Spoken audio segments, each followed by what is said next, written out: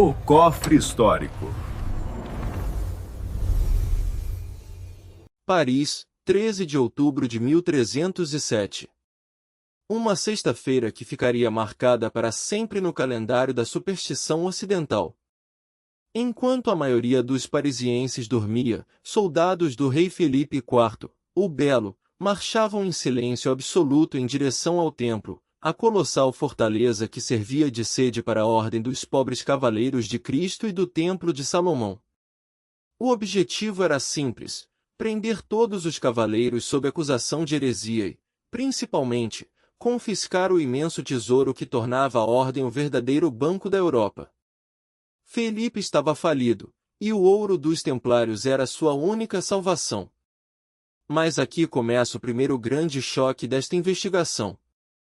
Quando os portões foram derrubados e as celas ocupadas, o inventário real revelou uma lacuna impossível.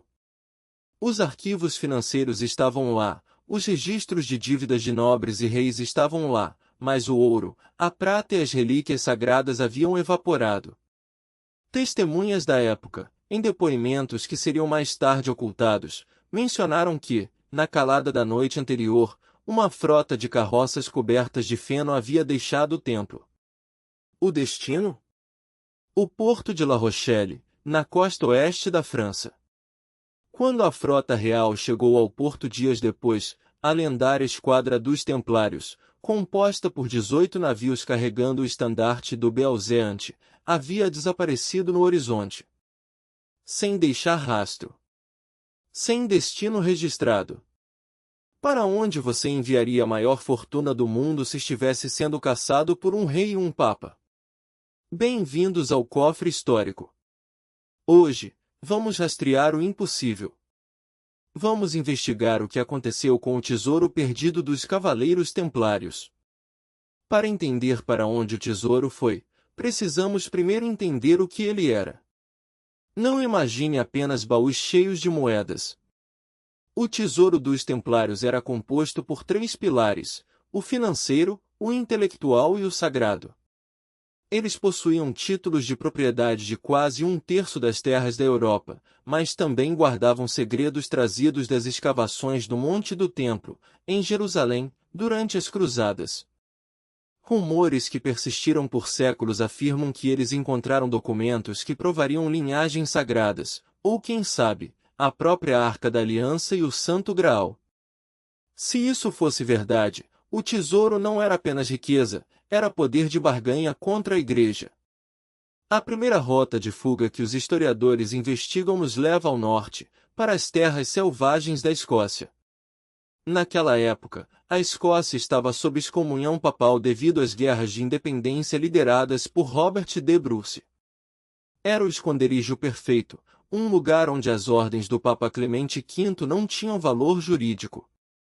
Há registros intrigantes de que, na Batalha de Bannockburn, em 1314, um contingente inesperado de cavaleiros pesadamente armados apareceu do nada para garantir a vitória escocesa contra os ingleses. Seriam os templários exilados? Se você visitar a capela de Rosslyn, perto de Edimburgo, encontrará evidências visuais que fazem qualquer investigador parar. Construída pela família Sinclair, descendente de cavaleiros templários, a capela é um dicionário de simbolismo oculto. Lá, esculpidos em pedra no século XV, existem representações de plantas que só seriam descobertas na América décadas depois, como o milho e o aloe vera. Como os Sinclair sabiam dessas plantas? Isso nos leva à teoria mais audaciosa: o tesouro cruzou o Atlântico. Imagine navios medievais, equipados com os conhecimentos de navegação astronômica que os templários absorveram dos árabes, navegando para o oeste 100 anos antes de Cristóvão Colombo. Existe uma narrativa histórica documentada, conhecida como a Viagem de Henry Sinclair, que sugere que uma frota partiu da Escócia em 1398 e chegou à Nova Escócia, no Canadá. E é exatamente lá que encontramos o mistério de Oak Island. Oak Island é uma pequena ilha que abriga o famoso Money Pit, ou Poço do Dinheiro. Trata-se de um sistema de engenharia hidráulica tão complexo que desafia a tecnologia até hoje. No fundo desse poço, protegido por túneis de inundação que trazem água do mar sempre que alguém tenta cavar fundo demais, estaria o cofre templário. Por que alguém construiria uma armadilha tão sofisticada para esconder apenas ouro? A resposta pode estar na natureza das relíquias. Se os templários possuíam algo que mudaria a história do cristianismo, eles o enterrariam onde ninguém, nem mesmo os exércitos reais, pudesse alcançar. Mas nem todo o tesouro foi para o mar.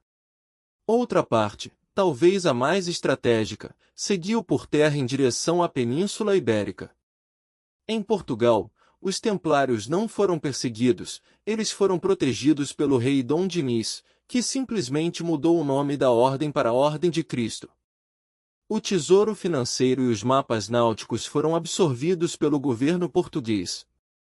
Não é coincidência que Portugal tenha se tornado a maior potência marítima do mundo logo em seguida. As caravelas portuguesas levavam em suas velas a cruz da Ordem de Cristo, a mesma cruz vermelha dos templários. O conhecimento acumulado pela Ordem sobre correntes marítimas e astronomia foi o verdadeiro tesouro intelectual que financiou a Era das Descobertas. Mas e as relíquias sagradas? Se a Arca da Aliança e o Graal existissem, onde estariam? Investigadores independentes apontam para a Etiópia, onde os templários teriam mantido contato com cristãos ortodoxos locais, ou para bunkers subterrâneos sob o castelo de Tomar, em Portugal.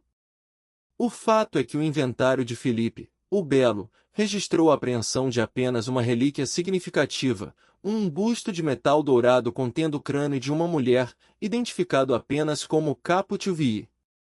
O que aconteceu com o resto das relíquias descritas nos textos da Ordem permanece um vazio histórico ensurdecedor.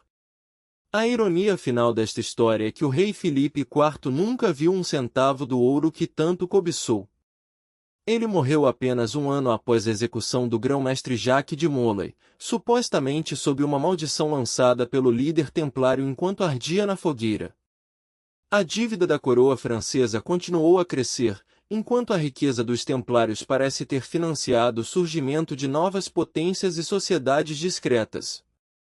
O tesouro templário pode nunca ser encontrado em sua forma física, mas sua influência está em toda parte.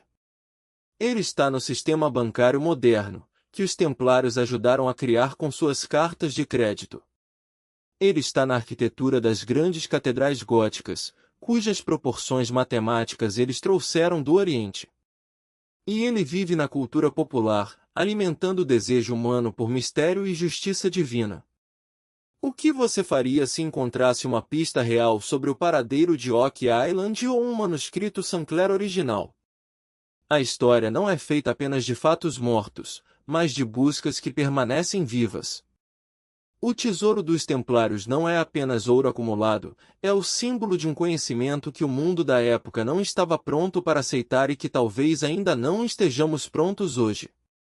Se você sentiu o calafrio da descoberta com esses detalhes e quer saber mais sobre como os cavaleiros influenciaram o mundo moderno e para onde exatamente os navios de La Rochelle podem ter ido, não perca tempo.